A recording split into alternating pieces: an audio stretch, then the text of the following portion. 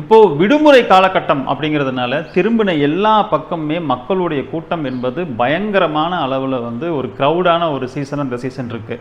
So இந்த season especially நம்ம வந்து பார்த்தோம் அப்படின்னா எல்லா இடத்துக்கும் மக்கள் பரவி போகிறாங்க. ஆனால் திருப்பதியில் வந்து பார்த்திங்கன்னா திருப்பதி இன்று வந்து ஒரு நேஷனல் காட், அதாவது நேஷனல் ஃபிகர் அப்படிங்கிற மாதிரியான வெங்கடாஜலபதி அந்த டெம்பிள் வந்து ஆயிடுச்சு. ஸோ திருப்பதி டெம்பிளுக்கு நாளுக்கு நாள் மக்கள் வந்து குவிந்து கொண்டே இருக்கக்கூடிய எண்ணிக்கை கூடிக்கிட்டே போகுது. ஸோ இதை சமாளிக்க முடியாத அளவுக்கு தேவஸ்தானத்துக்கே கூட நிறைய ட்ரபுள் அவங்களுக்கு கண்டிப்பாக மீட் பண்ணுறாங்க. இந்த டைம் இந்த காலகட்டத்தில் வந்து பார்த்திங்கன்னா ஒருத்தர் வந்து தர்ம தரிசனத்துக்குள்ளே போகிறாருன்னா கிட்டத்தட்ட 30 மணி நேரம் கழித்து தான் அவர் வந்து தரிசனம் முடிச்சுட்டு வரக்கூடிய சூழ்நிலை அப்படிங்கிறது இருக்குது. பயங்கரமான ஒரு க்ரௌட் சூழ்நிலை. எங்கே திரும்பி பார்த்தாலும் ஜனங்க, மக்கள், எந்த சைடு பார்த்தாலும் கசன்னு வந்து மக்களுடைய கூட்டம் அப்படியே ஆட்பறித்து வரக்கூடிய அந்த திருப்பதியினுடைய நிகழ்வில் எனக்கு ஒரு அனுபவம் இருக்குது இந்த கடந்த 2 நாட்களுக்கு முன்னாடி. ஸோ அதை பற்றி தான் நாங்கள் இந்த வீடியோவில் பார்க்க போகிறோம். நான் விஜய் கர்த்திக். துடி டு எக்ஸ்பிரஸ் அவர் ஒப்பீனியன் அப்படிங்கிறது ஒவ்வொரு மனிதனும் கடைபிடிக்க வேண்டிய ஒன்று அப்படின்னு நான் நினைக்கிறேன். வாங்க வீடியோக்குள்ளே போய் டீட்டெயிலாக பார்க்கலாம்.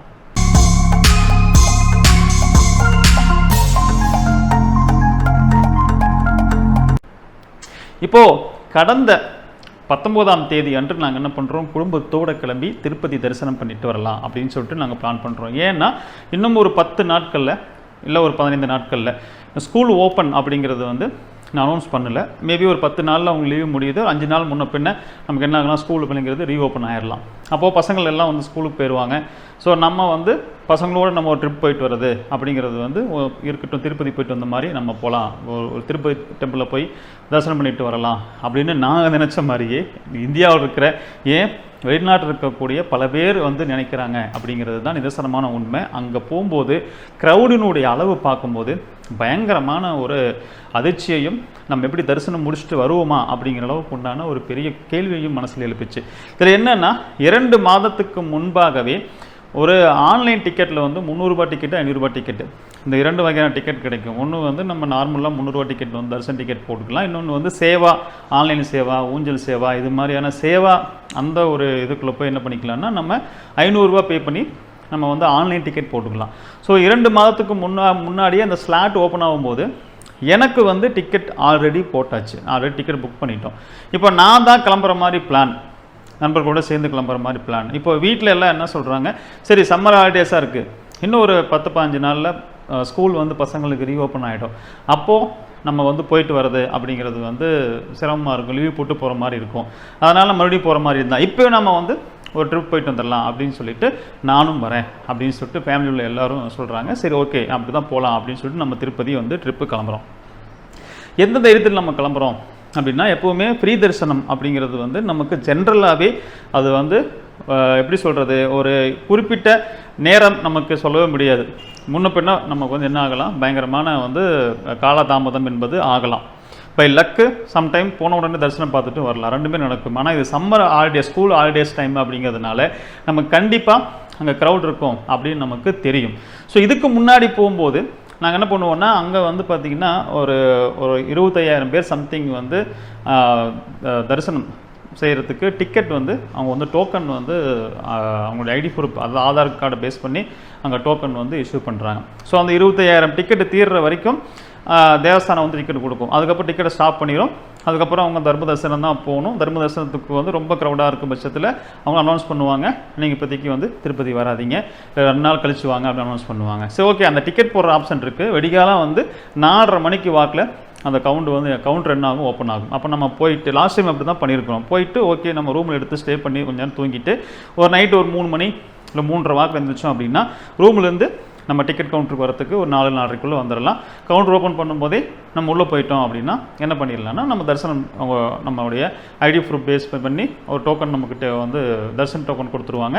அப்புறம் வந்ததுக்கப்புறம் மறுபடியும் ரூமில் வந்து கொஞ்ச நேரம் தூங்கிட்டோ இல்லை ஃப்ரெஷ்ஷப் ஆகிட்டோ காலைல கிளம்பணும் அப்படின்னா என்ன டைமோ அது மாதிரி போய்க்கலாம் அப்படிங்கிற மாதிரியான ஒரு அனுபவம் ஆல்ரெடி எங்களுக்கு இருந்துச்சு.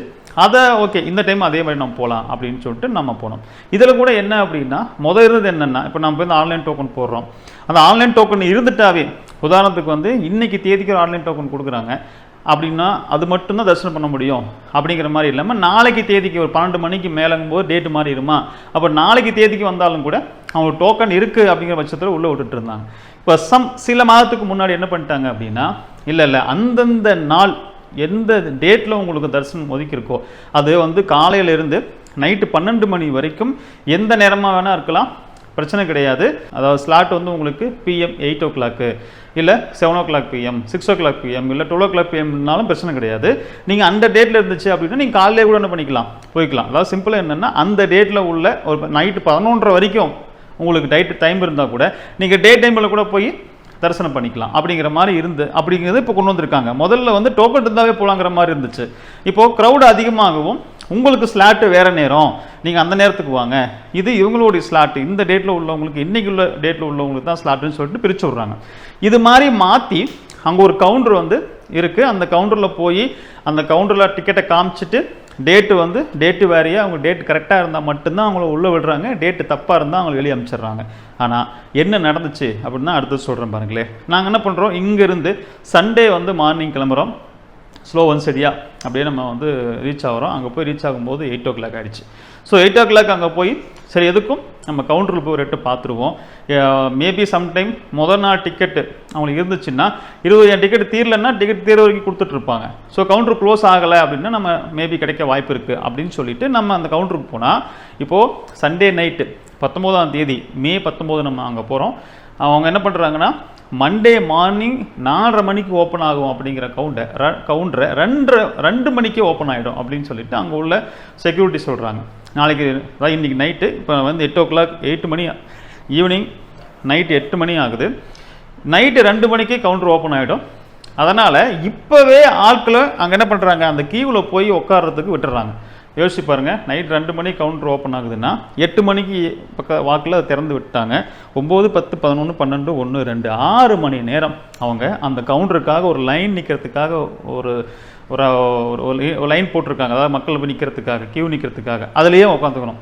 அவங்களுக்கு பாத்ரூம் வந்தாலோ இல்லை ஏதாவது ஒரு நீடு சடனாக வெளியே வரணுன்னாலும் இந்த பக்கம் வெளியே போக முடியாது, அந்த பக்கம் வெளியே போக முடியாது. சென்டரில் மாட்டிக்கிட்டாங்க அப்படின்னா அவங்க எந்த பக்கமும் வெளியே போக முடியாத சூழ்நிலை. அப்போது அதுவும் என்ன சொல்கிறாங்க, 1500 டிக்கெட்டு தாங்க உங்களுக்கு வந்து மண்டே டேட்டுக்கு கிடைக்கும். அதுக்கு மேலே டியூஸ்டே டேட்டுக்கு தான் உங்களுக்கு கிடைக்கும். ஏன்னா ஆல்ரெடி அந்த 25,000 டிக்கெட்டில் இருந்த வரைக்கும் இன்றைக்கி கொடுத்துட்டாங்க. இப்போ நாளைக்கு டேட்டுக்கு உங்களுக்கு வேணும்னா 1500 டிக்கெட் தான் கிடைக்கும். 1500 டிக்கெட்டில் நீங்களும் வரணும்னா இப்போவே போய் நீங்கள் கவுண்டரில் உட்காரணும் அப்படின்னு சொல்லிட்டு சொல்கிறாங்க. நாங்கள் யோசிக்கிறோம், குழந்தைங்கள்லாம் வச்சுக்கிட்டு நம்ம இப்போவே போய் கவுண்டரில் 8 மணிக்கு அப்போ சாப்பிட கூட இல்லை, குசன்னு பயங்கரமாக அப்படியே கூட்டம் அப்படியே அந்த கவுண்டருக்குள்ளே போயிட்டுருக்குறாங்க அந்த லைன் கியூ நிற்கிறதுக்கு. எப்போ 2 மணிக்கு ஓப்பன் ஆகிற கவுண்டருக்கு. அப்போ நாம் இப்போவே போய் உட்கார்றது அப்படிங்கிறது வந்து சாத்தியம் இல்லையே, என்ன பண்ணுறது? ஏன்னா எனக்கு ஒருத்தனுக்கு தான் ஆல்ரெடி வந்து 300 ரூபாய் டிக்கெட் சம்திங் ஆல்ரெடி போட்டு வச்சுருக்கிறோம். மற்ற யாருக்கு கூட வந்த 4 பேருக்கும் டிக்கெட் இல்லை. அப்போ ஒரு ஆட்டோ டிரைவர் வராரு, வந்து அண்ணா என்னென்னா டிக்கெட்டுக்காக வந்திருக்கீங்களா அப்படிங்கிறாரு. ஆமாங்க அப்படின்னா, ஆனால் இந்த மாதிரின்னா உங்களுக்கு வந்து நாளைக்கு டேட்டுக்கு டிக்கெட் வேணும்னா அங்கே ஸ்ரீவார் மெட் அப்படின்னு சொல்லிட்டு இன்னொரு அந்த மலைப்பாதை, மலை ஏறி போகிற ஒரு பாதை இருக்குது. அந்த பகுதிக்கு நீங்கள் போயிட்டீங்க அப்படின்னா அங்கே வந்து என்னென்னா மலை நடந்து போகிறவங்களுக்கு, மலையில் நடந்தே ட்ரெக்கிங் போகிறவங்களுக்கு வந்து அப்போ டோக்கன் போட்டு கொடுப்பாங்க. நீங்கள் என்ன பண்ணலாம், ட்ரெக்கிங் நடந்து தான் போகணும், நீங்கள் மலை ஏறி நடந்து தான் மலை ஏறணுங்கிறது கட்டாயம் கிடையாது. நீங்கள் டோக்கன் போட்டுட்டு திரும்பி கூட வந்துட்டு நீங்கள் இந்த ரோடு வழியாகவே நீங்கள் காரில் மலைக்கு போய்க்கலாம் அப்படின்னு சொல்லிட்டு சொல்கிறாங்க. அப்போது என்னென்ன எங்களுக்கு அந்த மாதிரி நம்ம ஆல்ரெடி ஸ்ரீவார் மெட்டுக்கெல்லாம் போய் டிக்கெட் போட்டோ அந்த எக்ஸ்பீரியன்ஸ் கிடையாது. நம்ம இந்த பக்கம் தான் அந்த வந்து ஸ்ரீதேவி பூதேவி காம்ப்ளெக்ஸ்னு சொல்லுவாங்க, ஸ்ரீனிவாசா காம்ப்ளெக்ஸு, இங்கே தான் நம்ம டிக்கெட் போட்டு எக்ஸ்பீரியன்ஸ் இருக்குது.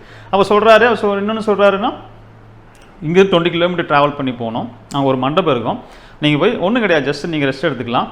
6 மணிக்கு கவுண்டர் ஓப்பன் பண்ணுவாங்க, நீங்கள் டிக்கெட் எடுத்துகிட்டு அடுத்து தரிசனத்துக்கு போயிடலாங்கிறார். நாங்கள் யோசிக்கிறோம், ஓகே குழந்தைங்களாம் வச்சுக்கிட்டு நம்ம கம்முன்னு அப்படி ஆப்ஷன் இருக்குன்னு அப்படி போனால் என்ன அப்படிங்கும்போது அவர் ஒரு டிக்கெட்டுக்கு 500 ரூபாய் எனக்கு கொடுக்கணும் அப்படிங்கிறார். ஓகே, அப்படி 500 ரூபாய் நமக்கு எக்ஸ்பென்சிவ் ஆனாலும் ப்ராப்ளம் இல்லை, நம்ம என்ன பண்ணிக்கலாம், அப்படியே போய்க்கலாம். சரிங்கண்ணா, நாங்கள் என்ன பண்ணுறோம், போய் டின்னர் முடிச்சுட்டு வந்துடுறோம், சாப்பிட்டுட்டு அங்கே வந்துடுறோம், நீங்கள் அங்கே எங்களுக்கு வந்து அங்கே கூட்டிகிட்டு போயிருங்க அப்படின்னு. சரி வாங்க அப்படிங்கிற ஒரு 4 டைம் அவரும் போக முடிக்கிறார். என்ன வந்துட்டிங்களான்னு, இல்லை என்ன இப்போ சாப்பிட்டுட்டு இருக்கிறோம், வந்துடுறோம் அப்படின்ட்டு நாங்கள் போகிறோம்.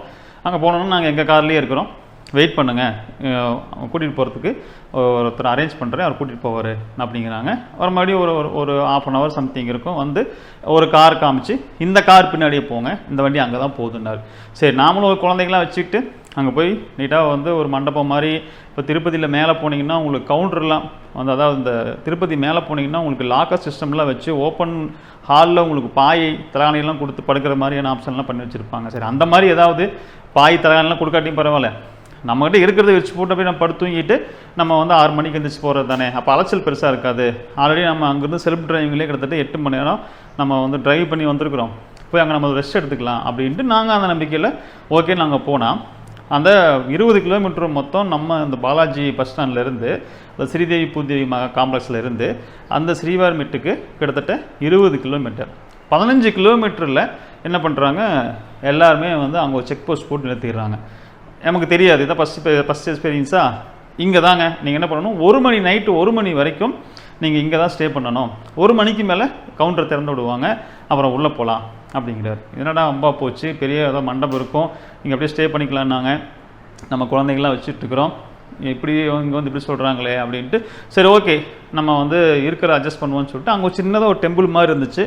லேடிஸ் எல்லாம் அங்கே போய் உள்ளே போய் டெம்பிளுக்கு முன்னாடி இருக்கிற அந்த வராண்டா பகுதியில் வராண்டாவில் ஒரு இருக்கிறத பெட்ஷீட்டோ நம்ம என்ன கையில் வச்சுருக்கிறோமோ அதை போட்டு பிரித்து போட்டு படுத்துட்டாங்க. நான் மண் ரோட்லேயே காருக்கு மூடுற அந்த தார்பாய் இருக்கு இல்லைங்களா, அந்த படுதான், அதை விரிச்சு போட்டு நான் படுத்துட்டேன். கரெக்டாக 1 மணிக்கு அந்த டிரைவர் வந்து எழுப்புறாரு, அண்ணா வண்டி எடுங்க, வண்டியை போய் உட்காந்துருங்க. சொன்ன உடனே எல்லோரும் வண்டி எடுத்து கிளம்புவாங்க, அப்பயும் நீங்களே கிளம்பிடுங்க அப்படிங்கிறாரு. சரி ஓகே அப்படின்னு சொல்லிட்டு வண்டியில் உட்காந்து எல்லோரும் ரெடியாக உட்காந்துட்ருக்குறோம். வண்டி ஸ்டார்ட் பண்ண ஆரம்பிச்சது தான் அங்கே நீ கிட்டத்தட்ட வந்து ஒரு 100க்கு மேலே வண்டி இருக்குங்க. 100க்கும் ஒவ்வொரு வண்டியிலையும் எல்லாருமே இது மாதிரி டிக்கெட்டுக்கு 500 ரூபாய் நான் வாங்கித்தரேன்னு சொல்லி பேசி அந்த ஏஜென்ட்டுங்க வந்து ஆட்டோலையும் அப்புறம் கார்லையும் அப்புறம் வந்து டாடா ஏஸ் மாதிரியான வண்டியிலையும் வேறு எல்லா என்னென்ன வண்டி ஆப்ஷன் இருக்கோ எல்லா வண்டியிலையும் கூப்பிட்டு வந்துடுறாங்க. அதுபோக ஜென்ரலாக அந்த இடத்துல டிக்கெட் இந்த மாதிரி கிடைக்குன்னு சொல்லிட்டு நம்ம டைரெக்டாக டிக்கெட் வாங்கிக்கலாம் அப்படின்ட்டு போகிறவங்களும் அங்கே வந்துடுறாங்க. அங்கே அடித்து பிடிச்சி வண்டி போகிறத பார்த்தீங்கன்னா ஈவன் நீங்கள் வந்து ஒரு கார் ரேஸ் கூட அப்படி நடக்காது, அவ்வளோ ஓவர்டேக்கிங்கு, அவ்வளோ நெரிசல். அடித்து பிடிச்சிட்டு போனோம்னா 1 கிலோமீட்டர் தான். அந்த 5 கிலோமீட்டருக்கு முன்னாடியே ஃபஸ்ட் நம்ம என்ன பண்ணிட்டோம், நிறுத்திட்டாங்க எங்களை. அதுக்கப்புறம் சொல்கிறாங்க 1 மணிக்கு எழுப்பி இன்னும் 1 கிலோமீட்டர் முன்னாடி போய் அதோட சரி ஸ்டாப் பண்ணிடுவாங்க. மறுபடியும் 5:30 மணிக்கு மேலே 5:45 வாக்கில் தான் திறப்பாங்க. ஏன்னா கவுண்டர் ஓப்பனிங் 6 மணி அப்படிங்கிறாங்க. எப்போது நைட் 1 மணிக்கு எழுந்திரிச்சு அங்கேருந்து 1 கிலோமீட்டர் மட்டுமே ட்ராவல் பண்ணி அங்கேயே காரெல்லாம் ஆஃப் பண்ணிட்டு படுத்துங்க, கார்லேயே படுத்துங்க அப்படின்ட்டாங்க. அப்போது நம்ம 1 மணிக்கு போகிறோன்னா 2, 3, 4, 5, 5:30, 5:45 வாக்கில் கிட்டத்தட்ட வந்து நம்ம வந்து ஒரு 4-4.5 மணி நேரம் கார்லேயே படுத்துங்கிறோம். பயங்கரமாக காரை கிளாஸில் ஓப்பன் பண்ணி விட்டாலும் பெருசாக காற்று இல்லை. ஓகே ஏசி ஆன் பண்ணிவிட்டு என்ன பண்ணுறோம், காருக்குள்ளே படுத்துங்கிறோம். கரெக்டாக 5-5:45 இருக்கும். மறுபடியும் இன்னும் 4 கிலோமீட்டர் இதே ரேஸ். அந்த 4 கிலோமீட்டர் அடித்து பிடிச்சி போக வேண்டிய அந்த ரேஸ் ஸ்டார்ட் ஆயிடுச்சு. அடித்து வேகமாக எல்லா காரும் இந்த ஒரு சின்ன கேப் விட்டாலும் அதில் வந்து ஆளுங்க ஓவர்டேக் பண்ணுறாங்க. காரெல்லாம் சைடில் எல்லாம் கூட கிராச்சஸ் ஆகிற அளவுக்கு ஒரு சைடு ஒரு ஆட்டோ, ஒரு சைடு இன்னோவா கார் எல்லாம் அடித்து நம்ம கார் என்ன ஆயிடுச்சுன்னா ஒரு சைடு கிராச்சஸ் ஆகிடுச்சு. அதையெல்லாம் தாண்டி அடித்து பிடிச்சி அங்கே போய் 6 மணி கவுண்டர் ஓப்பன் ஆகிருக்குது. பயங்கரமான க்ரௌடு. அங்கே நின்று நம்ம பேட்சாக ஸ்டாப் பண்ணி விடுறாங்க. நம்ம அங்கே போகிறோம், டோக்கன் போட்டுட்டு வெளியே வரோம்.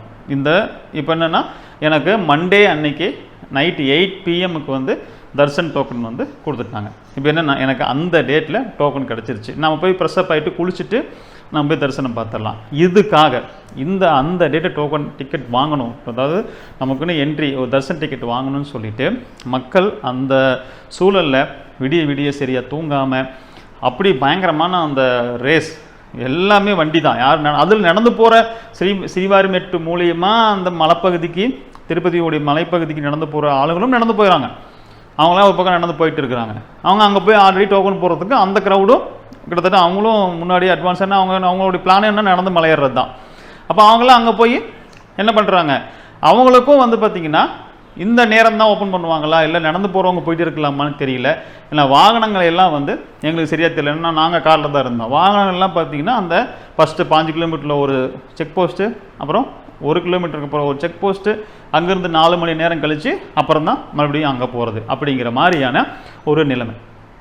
அப்போ டோக்கன் போட்டு வந்துட்டோம். இப்போ இதில் அந்த ஏஜென்ட்னு சொன்னவர் நாங்கள் தான் நினச்சோம் அவரோட இன்ஃப்ளூயன்ஸை யூஸ் பண்ணி நமக்கு போய் ஏதாவது டோக்கன் வாங்கி கொடுப்பாரு அப்படின்னு நம்ம நினச்சா ஒன்றுமே கிடையாது. எல்லாமே நம்ம வெஹிக்கிளில் போகிறோம், நம்ம தான் இந்த மாதிரியான ட்ரபிளை மீட் பண்ணி போகிறோம், நம்ம தான் போய் கியூ நிற்கிறோம், நம்ம தான் நம்ம ஆதார் கார்டு ஐடி ப்ரூஃபை கொடுத்து நம்ம என்ன பண்ணுறோம் டோக்கன் போட்டுட்டு வரோம். அவங்களுக்கு ஒரு டிக்கெட்டுக்கு 500 ரூபா அப்படிங்கிற பேஸில் அவங்க வந்து கமிஷன் வாங்குறாங்க. ஸோ இது அவர் பண்ணது என்னென்னா எங்களுக்கு தெரியாது இப்படி ஒரு ஆப்ஷன் இருக்குது அப்படின்னு சொன்னது தான், வேறு எதுவுமே கிடையாது. அவர் நம்ம டிக்கெட்டுக்கு 500 ரூபா பே பண்ண வேண்டிய சூழ்நிலை.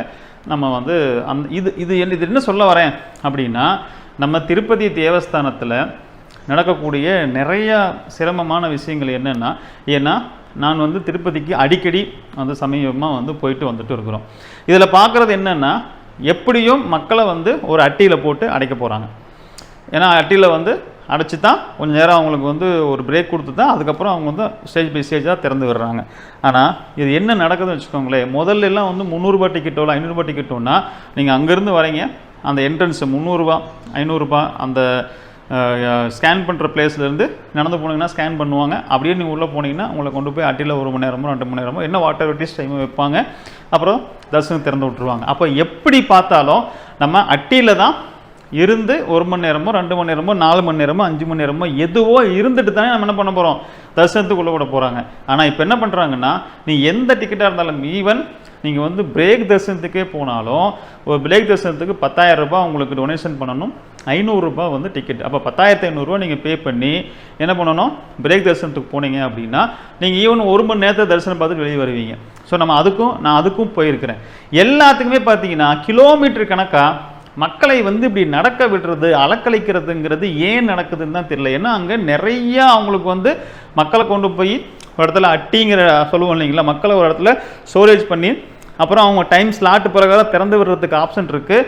வேணும் அந்த அட்டிக்குள்ளே போகிறவங்க விருப்பப்பட்டால் போகலாம், விருப்பம் இல்லை அப்படின்னா நான் அந்த நேரத்தில் வெளியே இருந்துட்டு வரேன், என்னுடைய ஸ்லாட் என்னவோ அந்த நேரத்துக்கு நான் கரெக்டாக உள்ளே வந்துடுறேன் அப்படின்னு சொல்லிட்டு அவங்க ஃபேஸ் ட்ராக்கிங் என்ட்ரி மூலிமா நான் வந்து எக்ஸிட் ஆகிக்கிறேன்னு சொல்லிட்டு எக்ஸிட் ஆகிட்டு மறுபடியும் ஏன்னா அவங்க ஒரு டிக்கெட் கொடுக்கும்போது ஃபேஸை வந்து ஸ்கேன் பண்ணி தானே கொடுக்குறாங்க, மறுபடியும் அந்த டிக்கெட்டை வச்சு மறுபடியும் ரீஸ்கேன் பண்ணி அவங்க என்ன பண்ணிக்கலாம் அந்த நேரத்துக்குள்ளே உள்ளே வந்துக்கலாம், அவங்களுடைய அட்டையில் போய் ஜாயின் பண்ணிக்கலாம். இது மாதிரியான ஒரு சிஸ்டம்லாம் இருக்கும்போது மக்களை கிலோமீட்டர் கணக்காக நீ எந்த ஃப்ரீ என்ட்ரியாக இருந்தாலும் 300 ரூபாய் என்ட்ரியாக இருந்தாலும் 500 ரூபாய் என்ட்ரியாக இருந்தாலும் 10,500 ரூபாய் என்ட்ரியாக இருந்தாலும் எதுவாக இருந்தாலும் கிட்டத்தட்ட பார்த்தீங்கன்னா 10,500 ரூபாய் என்ட்ரிக்கு தான் நீங்கள் ஒரு கிலோமீட்டர் 3 கிலோமீட்டர் நடப்பீங்க, ஈவன் 3 கிலோமீட்டருக்கு மேலேயே வரும். அது போக நம்ம வந்து அந்த அங்கேயும் 1 மணி நேரம் வந்து நமக்கு குடோனில் அந்த அட்டையில் வந்து வைத்திருந்து அதுக்கப்புறம் திறந்து தரிசனம் போகிறதுங்கிறதெல்லாம் ஓகே. நான் சொல்கிறது அந்த அட்டி அந்த குடோனுக்கு போகிறதுக்கே கிட்டத்தட்ட 3 கிலோமீட்டர் 4 கிலோமீட்டர் நடக்கிறதா வருது.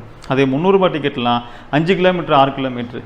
அதே ஃப்ரீ என்ட்ரினா இன்னும் ஒரு 2 கிலோமீட்டர் 3 கிலோமீட்டர் சேர்ந்து வயசானவங்களும் ஆர்வமாக வராங்க, நடுத்தர மக்களும் வராங்க, குழந்தை எடுத்துகிட்டு வராங்க, ஃபேமிலியாக வராங்கன்னா இத்தனை கிலோமீட்டர் மக்களை ஏன் நடக்க விடணும்? நடக்க விட வேண்டிய அவசியம் என்ன இருக்குது? இப்போ வந்து இவங்க இதே மாதிரி தான் ஸ்ரீவாரிமேட்லேயும் ஏன் 5 கிலோமீட்டருக்கு ஒரு செக் போஸ்ட்டு, அதுக்கப்புறம் 1 கிலோமீட்டர் தாண்டி ஒரு செக் போஸ்ட்டு, அதுக்கப்புறம் வந்து பார்த்திங்கன்னா அடுத்தது வந்து திறந்து அதுக்கப்புறம் தான் அந்த 6 மணி கவுண்டருக்கு ஓப்பனுக்கு போகிறதுக்கு செக் போஸ்ட்டு, இதெல்லாம் ஏன் பண்ணணும்? டேரெக்டாக அந்த கவுண்டர் இருக்கக்கூடிய இடத்துக்கு விட்டுட்டாங்க அப்படின்னா அவங்க பாட்டில் போய் அங்கே இடம் இருக்குது, பெரிய மலைப்பகுதி தானே, அங்கே தலசரமாக இடம் இருக்குது, அந்த இடத்துலலாம் விட்டுட்டாங்கன்னா அவங்க பாட்டில் ஃபேமிலியோடு வரவங்க இருக்கிறவங்க 6 மணி நைட்டு வராங்களா அங்கேயே வந்து கூட தங்கிட்டு ஸ்டே பண்ணிவிட்டு அந்த இடத்துல ஓப்பன் பிளேஸ்லேயே கூட இருந்துட்டு கூட 6 மணி கவுண்டர் ஓப்பன் பண்ணோடனே அவங்க பாட்டில் டிக்கெட் எடுத்துகிட்டு போகலாமே. ஏன் இது மாதிரியான அதாவது என்ன சொல்ல போனோம் அப்படின்னா திருப்பதியில் மக்களுக்கு மனிதர்களுக்கு ஒரு வேல்யூவே இல்லையோ அப்படிங்கிற மாதிரியான ஒரு ஃபீல் வந்து நமக்கு கொடுக்குறாங்க. ஏன்னா எதுக்கு மக்களை கிலோமீட்டர் கணக்காக நடக்க விடணும்? இந்த டைம் நம்ம போகும்போது நாம் வந்து ஒரு டோக்கன் அதாவது தர்சன் டோக்கன் போட்டோம். தர்சன் டோக்கன் போட்டுட்டு அப்படியே நடந்து போகிற வழியில் பார்த்திங்கன்னா அங்கங்கே கூட்டமாக மக்களை வந்து ஒரு குடோனில் போட்டு வந்து வெயிட்டிங்கில் வச்சுருக்குறாங்க. ஸோ அந்த மாதிரி நிறைய ஆப்ஷன் அங்கே இருக்கும்போது டைரெக்டாக மக்களை குடோனுக்குள்ளே விட்டுட்டு அதாவது ஒரு அட்டைக்குள்ளே விட்டுட்டு அவங்களுக்கு தேவையான ஃபுட்டோ இல்லை வாட்டரோ கொடுக்கலாம். இல்லை இந்த டைமுக்கு நீங்கள் வெளியே போயிட்டு அந்த டைமுக்கு வந்துடுங்க அப்படின்னு சொல்லிட்டு அப்படி இனிஷியேட் பண்ணலாம். இந்த மாதிரி பண்ணலாம்ல. ஆனால் எதுக்கு எடுத்தாலும் நீங்கள் திருப்பதின்னு போனீங்கன்னா நீங்கள் நடந்தே ஓஞ்சி இனிமேல் திருப்பதிக்கே வரக்கூடாது அப்படிங்கிற அளவுக்கான ஒரு சூழ்நிலை இருக்குது. இன்றைக்கி அதுதான் இருக்குது. இதே தேவஸ்தானம் இப்போ சமீபமாக தான் இந்த நடைமுறை இருக்குங்க. சில ஆண்டுகளுக்கு முன்னாடி இப்படி கிடையாது. இப்போ தான் இந்த ரீசன்ட்லி பார்த்தீங்கன்னா எந்த இதுவாக இருந்தாலும் அவன் நடந்தே சலிச்சு போய் இனிமேல் திருப்பதி பக்கம் தலை வச்சு படக்கூடாதுங்கிற அளவுக்கு உண்டான ஒரு அவதைக்கு மக்கள் ஆளாகிறாங்க. ஆனால் அதையும் தாண்டி மக்கள் அங்கே க்ரௌடு வராங்க. அந்த மேனேஜ்மெண்ட் பண்ணுறதுக்கு, அதாவது அவங்கள மேனேஜ் பண்ணுறதுக்கு மேனேஜ்மெண்ட்டு சிரமப்படுது. இதையெல்லாம் நம்ம தவிர்க்கவே இல்லை, இதையெல்லாம் மறுக்கவே இல்லை, இதையெல்லாம் நம்ம மறைக்கவும் இல்லை. ஆனால் அங்கே நிறையா அவங்களுக்கு ஒரு கேபின், அதாவது நிறையா அவங்களுக்கு குடோனாக அவங்க ஒரு ஸ்பேஸ் வச்சுருக்காங்க. அந்த அட்டியில் மக்களை கொண்டு போய் டைரெக்டாக விட்டுற வேண்டியதானே? எதுக்கு இவ்வளோ தூரம் நடக்கடிச்சு? எதுக்கு இந்த மாதிரியான அந்த டோக்கன் சிஸ்டம்லாம் பார்த்தீங்கன்னா நான் முதல்ல சொன்ன மாதிரி தான் 6 மணிக்கு திறக்க வேண்டியதுக்கு எதுக்கு 5 கிலோமீட்டருக்கு ஒரு செக் போஸ்ட்டு, 1 கிலோமீட்டர் ஒரு செக் போஸ்ட்டு, அதுக்கப்புறம் அந்த வேகமாக போகிறதுல ஆளுங்க வண்டியில் அந்த பிரேக் விட்டு மறுபடியும் ஸ்டார்ட் பண்ணும்போது ஆளுங்க ஏறத்துக்கு முன்னாடியே டாடா ஏஸ் மாதிரி வண்டியில எல்லாம் வண்டி எடுத்துடுறாங்க. ஃபேமிலியோட வச்சுட்டு அந்த குழந்தைய தூக்கிட்டு கொண்டு வந்து ஓடி அந்த வண்டிக்குள்ளே விட்டு லேடிஸ் அந்த வண்டியில் ஏறுறாங்க, ஜென்ஸ் ஏறுறாங்க. வண்டி பக்கத்தில் ரொம்ப பக்கத்தில் க்ளோஸ்டாக போய் தான் பிரேக் போட்டு நிறுத்தி அப்புறம் மூவ் ஆகி போகும்போது யாருக்காவது ஒருத்தருக்கு ஒரு அசம்பாவிதம்ங்கிறது ஏற்பட்டால் என்ன ஆகும்? ஸோ இதுதான் நான் ஒவ்வொரு முறை திருப்பதி போகும்போதும் நான் ஏன் இந்த மாதிரியான சிஸ்டம் இங்கே இருக்குது அப்படின்னு சொல்லிட்டு வருத்தப்படுறேன். இந்த முறை நானே மிகவும் ஒரு சஃபர் காலானதுனால நான் ஒரு திருப்பதி தேவஸ்தானத்துக்கு கூட இதை ஒட்டி ஒரு மெயில் ஒன்று அனுப்பலாம் அப்படின்னு சொல்லிட்டு என் மைண்டில் இந்த முறை ரொம்ப ஸ்ட்ராங்காக இதை பண்ணணும். சரி, ஓகே, அவங்க என்ன பண்ணுவாங்க, க்ரௌட் அதிகமாக இருக்கிறதுனால மேனேஜ் பண்ண முடியாமல் தடுமாறுறாங்கன்னு கூட இதே மாதிரி யோசிச்சிருக்கேன். ஆனால் சிஸ்டமேட்டிக்காக இதை பண்ணிட்டோம் அப்படின்னா ஈஸியாக கையாளலாம். மக்களை 5 கிலோமீட்டர் 6 கிலோமீட்டர் நடக்க விடுறதுங்கிறது ரொம்பவும் ஒரு என்ன சொல்கிறது, ஒரு அது மக்களுக்கு ரொம்ப சிரமமான ஒன்று. என்ன சொன்னால் மனிதாபிமானமற்ற ஒரு செயலாக கூட நம்ம இதை கருதப்படும். ஸோ இதுதான் இந்த வீடியோவில் நான் பகிர்ந்துக்கணும் அப்படின்னு நான் நினச்சது. இன்னொரு வீடியோவில் நான் மீண்டும் சந்திக்கிறேன். எல்லாருக்கும் வணக்கம். பாய்.